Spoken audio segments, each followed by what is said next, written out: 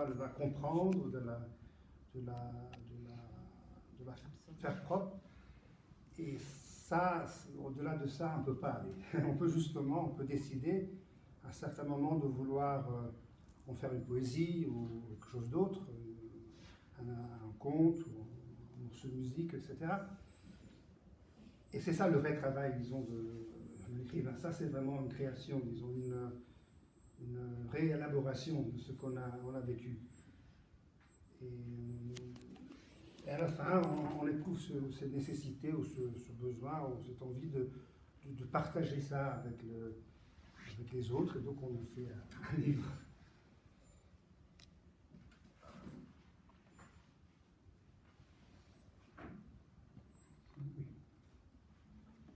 Non è vero che occorre emigrare a L'Avana per godersi la vita, e neanche il Lint, quello con la nocciolina, è così indispensabile. I tramonti lontani, poi, mi lasciano indifferente. Meglio questo po' di fresco sul guanciale, i piedi oziosi e ballerini nel sapere che, forse, domani scoprirò che esisti. La notte si occupa del resto. Ce n'est pas vrai qu'on doit migrer à la Havane pour jouir de la vie. Et même le Lint, celui avec la noisette, n'est pas si indispensable. D'ailleurs, les couchers de soleil exotiques me laissent indifférent. Mieux vaut cette légère fraîcheur sous l'oreiller, les pieds oisifs et impatients, de savoir que demain, peut-être, je découvrirai que tu existes. La nuit s'occupe du reste.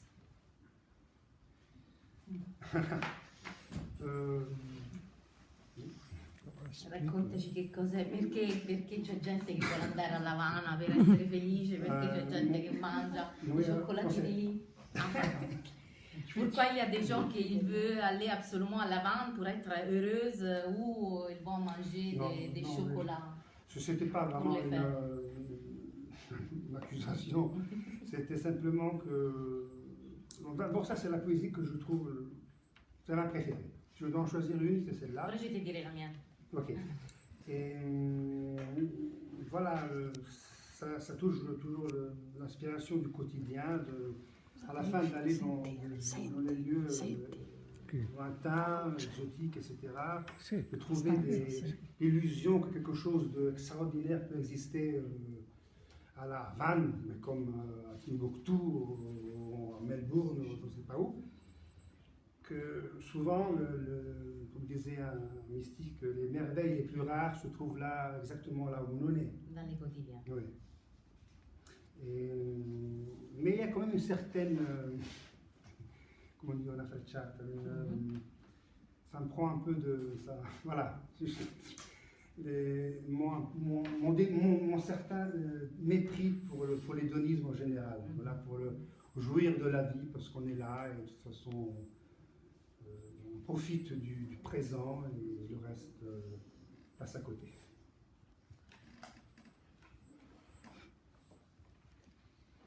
Siccità. Come l'arido greto di un fiume in secca invoca linfa e umidore, così i miei poveri occhi giacciono asciutti e nulla li inganna, nemmeno il dolore. Sono pari all'alveo brullo, tra l'erba silvestre e le pietre arse dal sole, non un misero petalo emerge o s'affanna. La sofferenza è il caldo bruciante in un'estate scevra di pianto. Nubi cariche di pioggia scrosciano altrove. Sécheresse. Tout comme la grève aride d'un fleuve à sec appelle la sève et l'humidité, ainsi mes pauvres yeux demeurent secs, et rien ne les trompe, même pas la douleur. Ils sont pareils au lit desséché. Au milieu de l'herbe sauvage et des pierres brûlées par le soleil, aucun malheureux pétale n'émerge ou ne s'essouffle. La souffrance et la chaleur brûlante dans un été sans pleurs. Des nuages chargés de pluie se déversent ailleurs. Je voudrais quand même aussi souligner, parce que c'est un livre quand même bilingue, aussi pourquoi j'ai voulu faire cette version de langue. Non, c'est simplement parce qu'il y avait beaucoup d'amis, de personnes que je connais depuis longtemps, qui ne parlent pas l'italien, ou qui ne le maîtrisent pas assez. Et donc, j'ai décidé de leur faire un cadeau, on va dire comme ça. Et bon, une chose qui est très Et ça, évidente, comment? ça c'est la sécheresse, mais pas la sécheresse de l'âme. Non, cette poésie-là, c'est autre chose. Hein. J'ai parlé maintenant de pourquoi, je voulais quand même intervenir et dire pourquoi je... Et une chose qui saute aux yeux, c'est qu'on ne peut jamais traduire une poésie. C'est toujours une autre poésie qu'on écrit. Parce que, voilà, moi j'ai l'habitude de mettre des rimes qui ne sont pas classiques, mais comme contrepoint pour renforcer certains mots. Et tout cela, parfois, se perd totalement dans la version française. S'il y a des traducteurs, après, on demandera la justesse, non? Il y a Ce jamais qu'ils pensent de la traduction des poèmes. Oui, il n'y a jamais une seule traduction juste pour voir l'état. Il y a des traducteurs qui disent que les poèmes traduits ou les romans traduits sont complètement une autre histoire. Oui. Mais surtout dans la poésie, c'est comme ça, parce qu'elle est, par définition, elle est déstructurée, donc il n'y a pas la logique de la narration, et ça, il y a beaucoup de choses qui se perdent. Et moi, je le ressens quand je lis justement la version française. Donc, pourquoi la sécheresse? Ça, en fait, c'est la toute première poésie du premier chapitre, parce que le livre se compose de 3 chapitres. Le premier s'appelle justement Orange pressée, et les 2 autres, je les ai placés un peu comme des appendices, on peut dire, qui s'appellent Fragment d'une Odyssée et Knossos. Et donc, c'est la première, c'est très personnel. Elle parle de ma condition antérieure, de l'aridité, d'une émotivité qui voudrait sortir, mais qui est freinée par quelque chose, comme un fleuve en sec. Et ça c'est en fait un grand, pour moi, personnellement, ça dérange, ça ralentit et ça affaiblit l'écriture, la création en général. Donc, on donne un peu la parole au public, si quelqu'un a déjà quelques réflexions à faire sur les poèmes qu'on a déjà lus jusqu'ici, ou si vous avez des questions à poser à Andrea. C'est toi qui as fait la traduction? Non, alors... c'est pas toi. Non, parce que ma langue maternelle, c'est l'italien. C'est vrai que je parle quand même bien le français, mais je ne suis pas bilingue. Et il me fallait quelqu'un de langue mère française. Et j'ai trouvé une personne très discrète qui s'est offerte tout à fait gratuitement. On a fait ça ensemble. Donc je n'ai pas donné ça à elle, elle a fait. Et puis, elle n'est pas venue, malheureusement, pour des problèmes de santé. Et donc, c'est pas. Moi, on a fait ensemble. C'est une traduction à 4 minutes, si on peut dire. Voilà, mais moi, j'ai eu l'occasion de connaître ce livre dès le début à cause de la publication, parce que je me suis occupée en tant qu'éditeur du livre, et justement, je trouve qu'au-delà de l'attitude de la nonchalance avec laquelle Andrea se propose, en fait, il s'agit d'un livre, je parle de l'original d'abord, parce que c'est la base de laquelle est venue après la traduction. Et je trouve que c'est un livre assez profond, et il y a à la fois, point de vue du contenu et à la fois de la forme. C'est pas de l'improvisation. C'est pas simplement je ne savais pas quoi faire, je me suis mis à écrire. Non, Andrea, on ne croira jamais.